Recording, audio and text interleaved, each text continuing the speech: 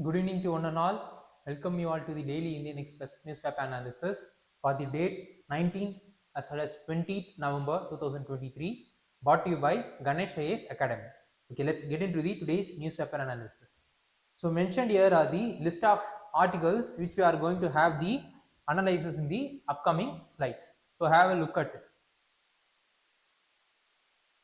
Okay, let's get into the analysis of each and every topic one by one. Recall military staff, Maldives president tells the Indian government. So the news is related to the Maldives and India. So under prelims, it is related to a topic called current events of national as well as international importance. Similarly, under mains GS paper 2, international relation under a subtopic called India and its neighborhood relations. So this is what the news is.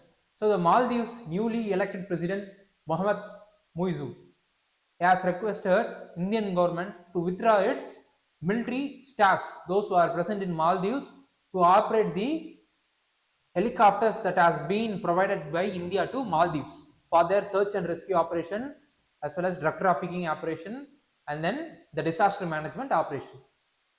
And then this new president Mohamed Muizu is being seen as the proxy for the Abdullah Yamin, who is the former president of Maldives, and he is considered as pro-China, and he is the person who is responsible for linking the Maldives with the Belt and Road Initiative of China.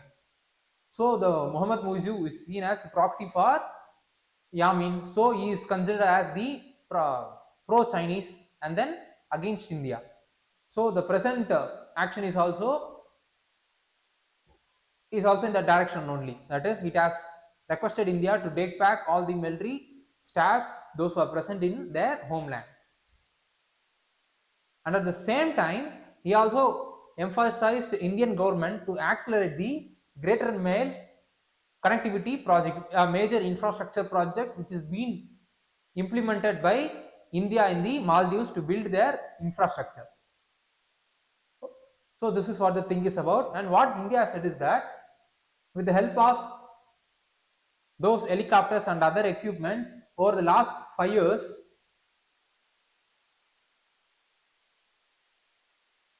India has done a nearly 500 medical evacuation.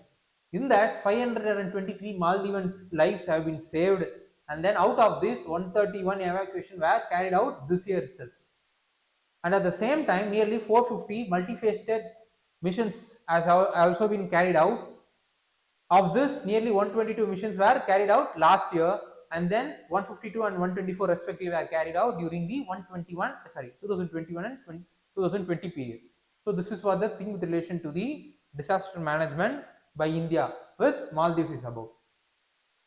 Okay, let's look into some historical aspect of the Indian Maldivians relationship. See, the Maldives is the tiny island in the Indian Ocean, and for a longer period of time, India has seen Maldives as one of its regional sphere of influence. And the Maldives former president named Maumoon Abdul Gaimun, he has maintained a pro-Indian stand for a longer period of time. But after his defeat in 2008 election, the foreign policy from 2008 onwards, the foreign policy is being taken up in the domestic political arena. So the foreign policy acted as major contributor for the manifesto during the election times. The defeat of Mohamed Abdul Gayoom in 2008 led to a formation of new government under the leadership of Maldivian Democratic Party named Mohamed Nasheed. He is also considered as pro-India. But after 2008, the general election came in 2013, where the Abdullah Yamin, who is considered as the pro-Chinese, and he belonged to the party called Progressive Party of Maldives, have been elected to the power. So after the Yamin coming to power, there has been more number of steps he has taken which is against the India's interest, like in the case of revamping the previous agreement that was signed with, between Maldives as well as India. Revamping means cutting down most of the agreements which India has made with the Maldives in the previous tenure of the Muhammad Nasheed as well as Muhammad Abdul Gaimun. And at the same time, as I said, during that period only, during his tenure only, Maldives became part of the Chinese initiated Belt and Road Initiative. And this thing was going on for a period between 2013 to 18. And after 2018, again the general election came. Then a new president was elected, President Solly, who is considered as again pro-India, and during his period only, more number of pro-Indian initiatives has been taken by Maldives, and during that time only the helicopters has been given by India to the Maldives for the search and rescue, drug trafficking, as well as the strategic related related operation. For that purpose, the helicopter has been given by India to Maldives, and this helicopters is being right now operated by military of India. This present president is asking India to take back all the military officials those who are present in the land. And this is what the thing, historical aspect with relation to the India-Maldives relationship from the political angle. And what is this India Out campaign? See, during 2020 period, it was alleged that India has high military presence in Maldives, and this narratives were set by the opposition parties, that is the Muhammad Muizu party, and as a result of which this India Out campaign got the fierce Indian Out campaign has been taken up by the opposition, and more number of people also supported it, which in turn led to coming to the power in 2023 by Muizu. India Out campaign is nothing but taking back all the military officials and other persons apart from the diplomatic missions, or the other person, those who are present in the Maldives, out of their country, so that their sovereignty will be ensured. This is what the Indian Out campaign is about. So what is the ongoing development? This ongoing India Out campaign is one of the manifesto, as I said, in Maldives election during 2023. And even though the Indian Out campaign is easier in manifesto, but in actual implementation, it is not fruitful for the Maldives. Why? Because if Maldives is going to act against the interest of India, like in the case of cancelling the previous agreement, they stand out to lose most number of aid and also other monetary benefits that has been provided by India to the Maldives. According to World Bank, what World Bank has said is that even though right now Maldives is not in a danger, not in any kind of economic danger, but they have to reform their debt as well as the collateral related reforms in their own economy, so that the future economic crisis won't appear. And at the same time, they need to increase their revenue. For that, infrastructure investment and also other thing that is related to the infrastructure is also required. And India is providing aid, and at the same time, India is also implementing a greater mail connectivity project through aid as well as the line of credit that has been provided by India to the Maldives. And at the same time, even if the present president is going to act against the interest of policy, Indian policy, the India-Maldives relation is always self-sustained, and its relationship is rooted on the people-to-people relationship, which have seen many civilization. And at the same time, this people-to-people relationship is not only mere people-to-people relationship; they have been ingrained towards tradition. Most of the Indians have been settled in Maldives, and most of the Maldivians have a soft attitude towards Indians, and they have been providing very high hospitality to the Indians, those who are coming as tourists to the Maldives. Such kind of traditional as well as civilizational relationship prevails between people to people. So it is not easy that even though the president is going against the interest of India, it does not create any kind of havoc in the Indian-Maldives relationship. So this is what the thing with relation to the current development is about in Maldives. And why India is considering Maldives as one of its major stakeholders in the Indian Ocean is, so Maldives is important from India from its strategic point of view, so that it could able to contain the Chinese influence in Indian Ocean, and at the same time could prevent drug trafficking, and then other security related thing that has been happening in Indian Ocean. If India is going to act against these kind of things, means Maldives is one of the important partner for India in those aspects. So that is the reason why, if Maldives is very prosperous and at the same time is very stable, means it is very positive for India only. So this is what the thing with relation to India and Maldives relationship is about. And if there is any reset that is going to happen in between India and Maldives in terms of agreement or in terms of policy, means there need to be clear and open communication need to be between those countries, so that there won't be any kind of misunderstanding, and there won't be any kind of bursting of misinformation that might be happening. So which if it is the misinformation or misunderstanding is going to happen, means then it will bring the relationship between India and Maldives to a lowest point. So this is what the thing with relation to the Indian Maldives relationship is about, and this is what the current development of India Maldives relationship is about.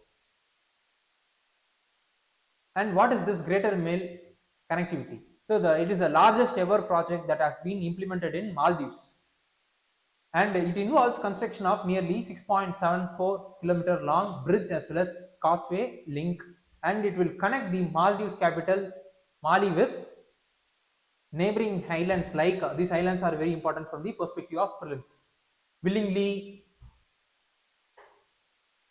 Gullifalu, Tilafusi, etc. And the project is being funded by government of India at a from the aspect of grants. They are providing $100 million, and in terms of lines of credit, India is providing $400 million. So this is what the thing with relation to greater mail connectivity is about. So what need to be studied further is, we should know about what is Belt and Road Initiative, and then we should be aware of Indian Ocean map, and then what is India's neighborhood first policies about. So these are all the other aspects which we need to be aware of, and with this we have reached the end of this topic.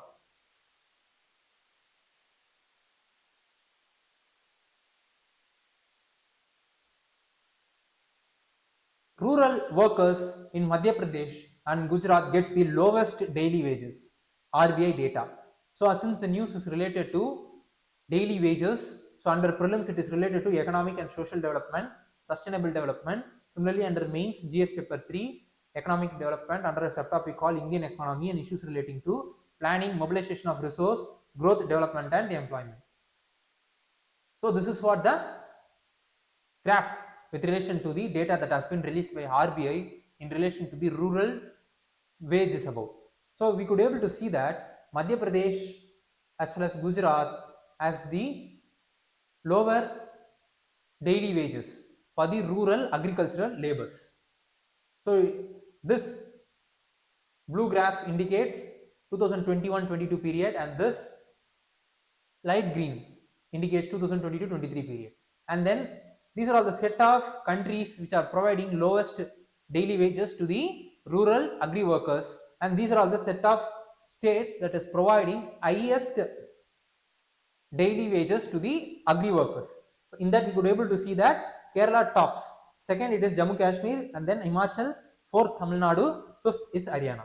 So this is what the thing is, and the national average for the daily wage of the rural agri workers is to 323 during 2021-22 period, 345 during 22-23 period, and this we could able to see that both Madhya Pradesh and Gujarat is lower than the national average, that is 345 rupees.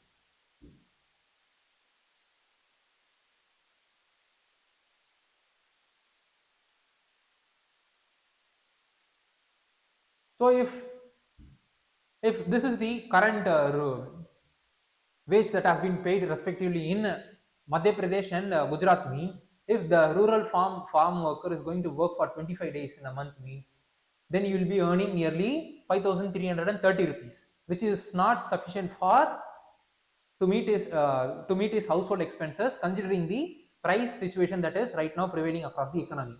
In Kerala, a person is getting 19,105. So we could be able to see the wage gap between the states for the same amount of time that has been worked by the laborers in their respective states. And if we are going to calculate the cost of vegetarian thali, right now the vegetarian thali cost around rupees 27.9 rupees, and the non-veg thali is costing rupees 61.4 rupees. And if daily wage daily rural agri worker is going to have the vegetarian thali, means if there is 5 people those who are present in the family, means surely it will take out rupees 140 per day for him. And at the same, if it is going to be calculated for a month, means it will be taking out rupees 8,004. It will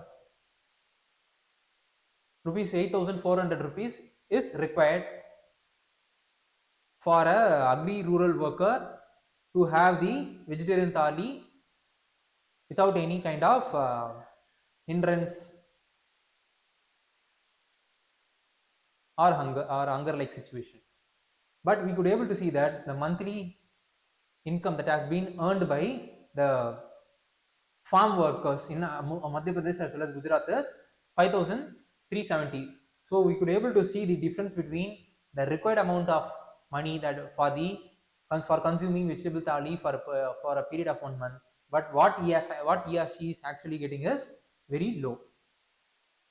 So this is what the thing is. And the rural income is mostly dependent on climate vagaries. So if the climate is very smooth, means and the rainfall is the monsoon rainfall is sufficient enough for the agricultural production, means surely it will be leading to highest income. But it is not that every year that is going to have the highest level of rainfall. Due to climate changes, there is the erratic kind of rainfall, infrequent amount of rainfall, and then drought like situation is right now is getting increased, as a result of which this vagaries in the weathers is adding to the volatile like situation in the daily wages of rural laborers. So this is for the thing with relation to the daily wage labors, daily wages for the agri rural workers. So what is the important for this data, that is rural wage data is about?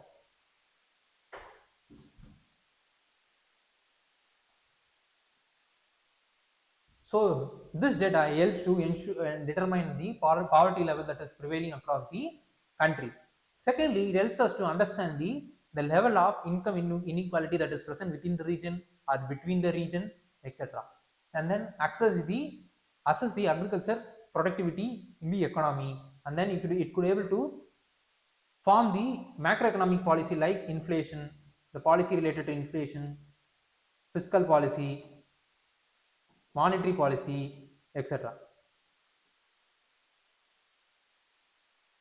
And then it helps to provide social protection to those people, those who are needed. And then it ensures to know about the labor market trends, and then minimum wage determination is also be made through this data only. So these are all the advantage or the importance the rural wage data has. So what are all the other things which we need to be aware of is, we should be aware of the NREGA scheme, its aim, and then the implementing agency, and what are all the benefits the workers have been provided under. Secondly, we should also be aware of directive principle of state policy. Thirdly, labor codes. What are the labor codes that has been passed recently? What are all the labor codes, and who is the implementing authority, and what is the important provisions that has been present in it? So these are all the further things which we need to be aware of. And with this, we have reached the end of this topic.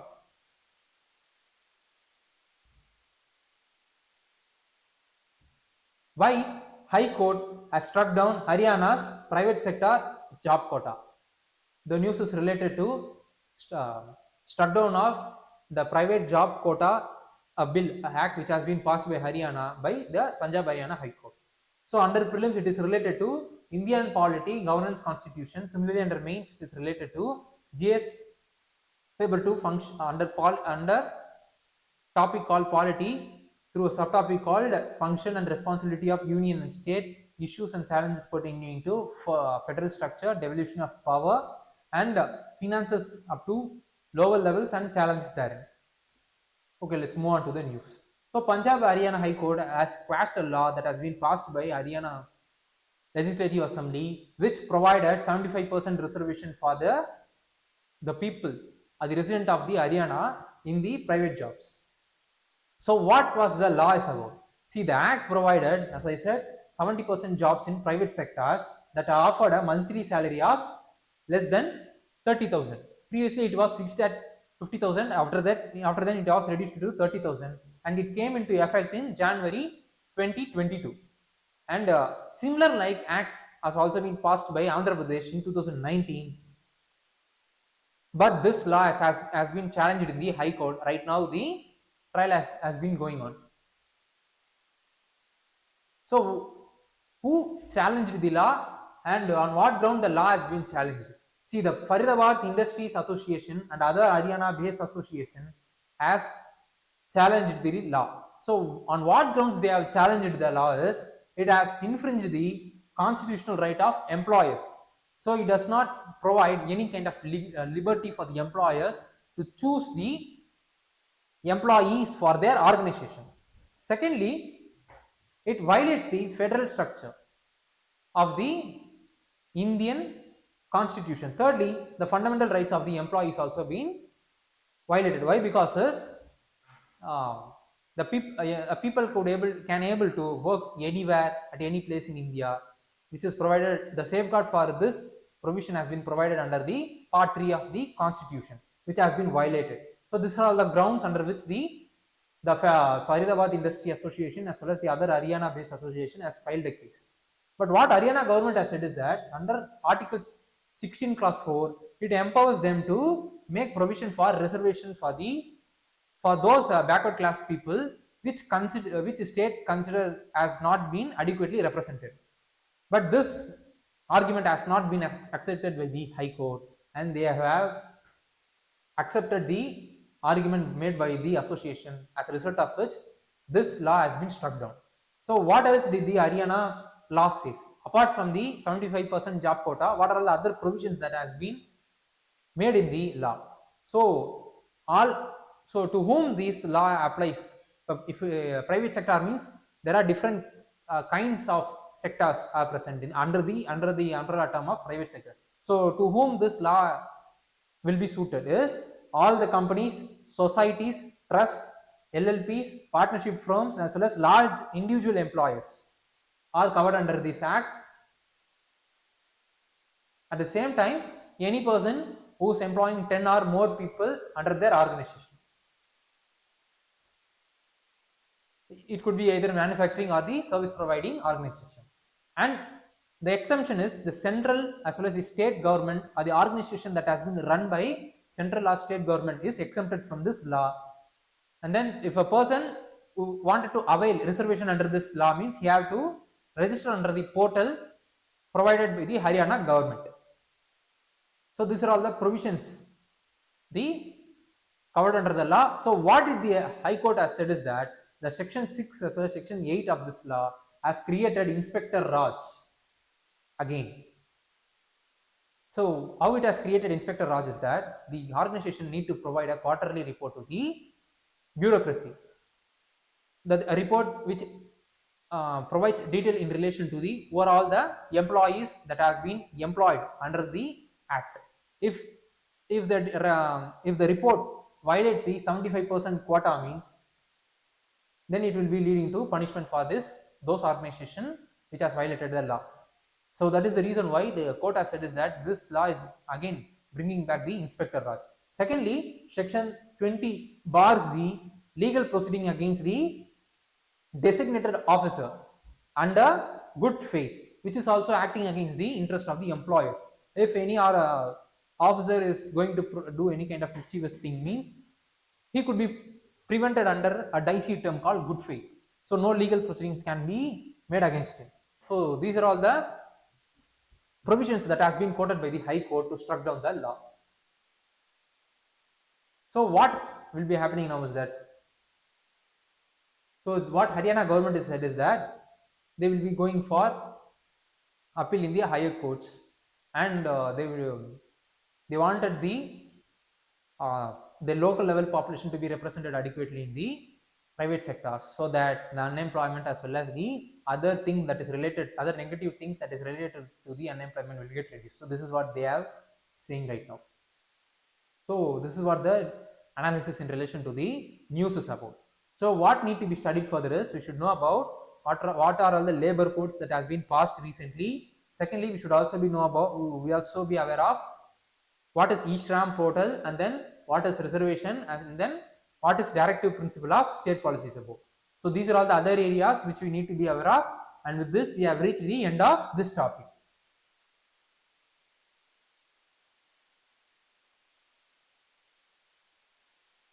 The other oil imports, the news is related to the domestic production of vegetable oils as well as the import of the vegetable oils. So what is the situation right now?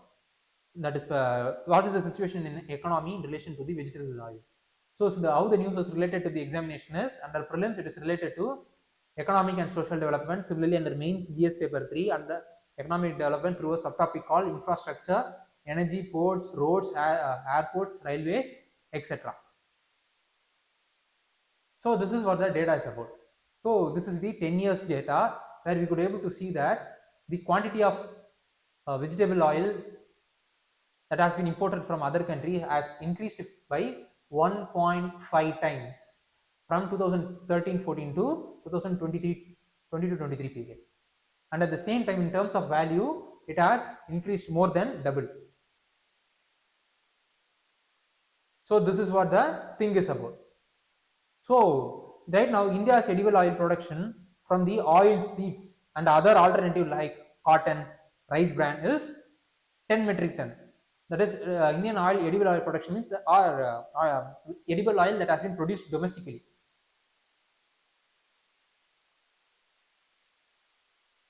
But what is the actual requirement is 24 to 25 metric ton.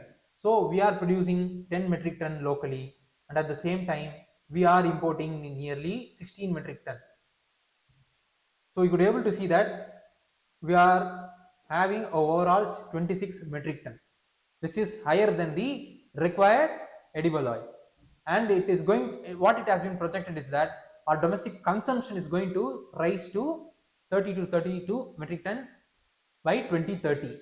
And if the effort has not been taken to increase the domestic production, means surely our import will be increasing to 20 metric ton. So this is what the data that has been provided in the article. What is the profile of the domestic oils? So what are all the different vegetables or other things that has been contributing to the production of vegetable oil is, see, the mustard and soya beans are the top two contributors for the production of domestic vegetable oil in India. So we could able to see that nearly 39.8% and 18.53% has been produced of vegetable oil has been produced from mustard and soya beans, and remaining are the subsequent products are the thing which has been contributing to the vegetable oil production in the decreased ratio, which is very important from the perspective of prelims. So this kapas, that is what kapas is called as the raw unginned cotton. In that, this kapas or the raw unginned cotton contains nearly 36% of lint, which is very useful for spinning industry for making yarn, and the remaining 64% have been dispersed in the form of wastage. What the remaining 63% this kapas contain is seed as well as some other wastes. These seeds as well as some other waste could be converted into oil. But this is the thing. After the introduction of BT technology, BT cotton, the percentage of oil that has been produced from the cotton got increased. So we could able to see that nearly it has increased from 0.5 metric ton to 1.5 metric ton between 2002-3 to and 2013-14 period. So the quantity of oil that has been produced from the cotton got increased because of the introduction of technology, biotechnology in the cotton making. But after some time, after some period of time, the productivity of the BT cotton got reduced because of the introduction of the birth of new varieties of pest. These varieties, new varieties of pest has new kind of traits or the DNA traits which could be able to overcome the restriction that has been imposed by the BT cotton. As a result of which the productivity of the BT cotton got reduced. Simultaneously, it led to reduction in the production of oil from the cotton. This is what the scenario with respect to the oil from the cotton is about. Just as with cotton, there has been the oil extracted from the rice bran has also got increased, and at the same time the oil that has been produced from maize has also got increased during the last decades. And at the same time, the conventional oil seed, that like in the case of mustard and the other thing which has contributed to the increased production of the oils, has reduced slightly. So this is what the thing with respect to the oil production, vegetable oil production other than the cotton is about. So apart from mustards, cotton, rice bran as well as maize, other oils like other products which is contributing to the making of the vegetable oils like coconut, sesame, sunflower has also saw a decline in the last decade, and the organizations like Parachutes, VVD, those who are making the coconut oil has also suffered because of the cheaper import from the other countries. And out of the 16.5 million ton of edible oil that has been imported from other countries, a major chunk has been occupied by palm oil, which has been imported from Indonesia and Malaysia and Thailand. And the second major percentage, or the second major thing that has been occupied by soya bean, and which has been imported from Argentina and Brazil. And then the third major vegetable oil that has been imported is sunflower oil, which is from Russia and Ukraine and Argentina. And the bulk of the import is in the form of crude only. Crude is nothing but, like in the case of the crude petroleum, where we will be importing the crude petroleum from the Middle East, and we will be refining with the help of the refining technology that is prevailing in the country. Similarly, this crude vegetable oil, the crude vegetable oil that is imported from this country is refined domestically with the help of the refining technology that is prevalent in India. This refining involves degumming. Degumming means nothing but removing of waxes as well as other materials that is present in the oil, and at the same time neutralization, removing the fatty acids that is present in the soil, and then bleaching, the removing the dark color that is present in the oil, and then deodorization, removing any other volatile compound that is present in the oil. So these are all the stages where the refining of the oils will be taking place in India. So what is the vulnerability the import poses to Indian market is, so because of the increased import, our consumers as well as producers have been exposed to the volatility that is happening in the international arena. For example, according to United Nations Food and Organization, the vegetable oil price index has increased from 98.7 point in August 2020 to 251.8 point, 51.8 point in March 2022. So we could able to see a steep increase in the price of the vegetable oil, which has affected the producers, most importantly the consumers. Because of the increase in the international price, correspondingly the domestic price also got increased, which in turn led to vegetable oil inflation in India itself. And after some time, it reduced to 120 points. So correspondingly, the price got reduced. So we could able to see a graph of reduced price and then increased price and then steep decline in the price. So this volatility in the price is affecting the producers as well as consumers in India. Most importantly, it is affecting mostly the consumers because of the rise of the domestic prices. So what need to be done so that the import in terms of the vegetable oil will be reduced is there need to be we need to steep up the domestic production. Secondly, the technologies in relation to the oil making need to get enhanced and need to be adapted by the industries. Thirdly, assured MSP. Even though MSP has been provided to many of the oil seeds, the actual implementation is concentrated in paddies, which is not to be. So the actual implementation need to be diversified and the equal importance need to be given to the oil seeds also, so that the production of the oil seeds will also get increased. So this is what the thing is about. What need to be studied further is we should know about what is MSP, what is the PDS system that is prevalent in India, and then we should be aware of what are all the schemes that has been implemented to promote vegetable oil production in India. So these are all the other things which we need to be aware of. And with this, we have reached the end of this topic. Okay, let's have a look into another topic called BDS movement. The news is related to, under prelims it is related to current events of national as well as international importance. Similarly, under mains it is related to GS paper 2, international relation. So the Ranjit Hastock, who is the member of the finding committee of the Documenta 16, the 2027 edition of the one of the world's most prestigious art exhibition in Germany, has resigned from the committee because his name has been the German newspaper, the German news agency has linked its name with the BDS movement.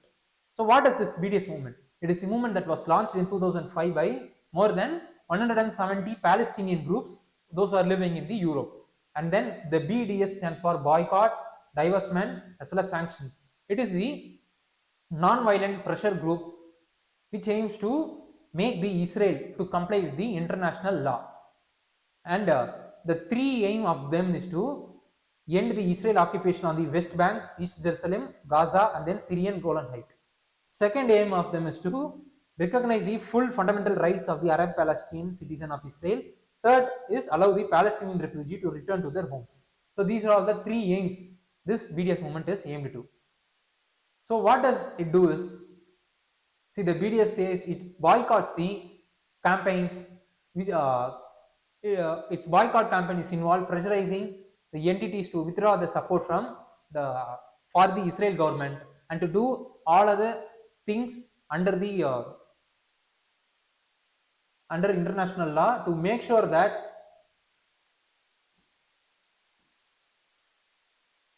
the Israel complies with the international law. So these are all the thing the BDS movement or the member of the BDS movement are doing. And has BDS movement has affected the economy? Yes, but it is not outright yes. It has contributed to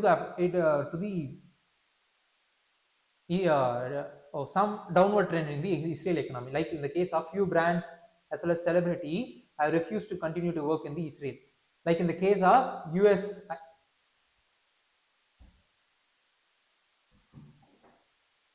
ice cream brand Ben and Jerry and Pink Floyd member Roger Waters, like those brands as well as people have refused to work in Israel.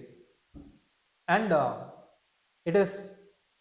they have refused to work in Israel. The major why they have refused to work in Israel is the major thing is because of the policy of the Arab state to boycott Israel. So this BDS movement has affected the economy or not is a dicey thing to arrive at the conclusion, because there is a policy in the Arab state to boycott any other investment or such other economic relationship with the Israel. So whether it has this thing has contributed or the BDS movement is contributed, the conclusion is very difficult to arrive. So what they are claiming is that they are only responsible for such kind of resistant activity by brands and actors and other celebrities with respect to Israel. So these are all the things in relation to the BDS movement is about. So what are all the things which we need to study is we should know about Israel Hamas war, and then Israel Gaza map, and then Abraham Accord. So these are all the other areas which you need to aware of. And with this, we have reached the end of this topic. Okay, let's move on to today's practice prelims question. Mentioned here is the today's practice prelims question. I want those students, those who are watching this session online, please do comment the option point for the question which you are seeing right now on the board. Okay, this we have reached the end of this today's discussion, and please do like, comment, share, as well as subscribe Ganesh IAS YouTube channel, so that you will be getting notification in relation to any other important updates that will be brought to you in the future by Ganesh IAS Academy. Thank you.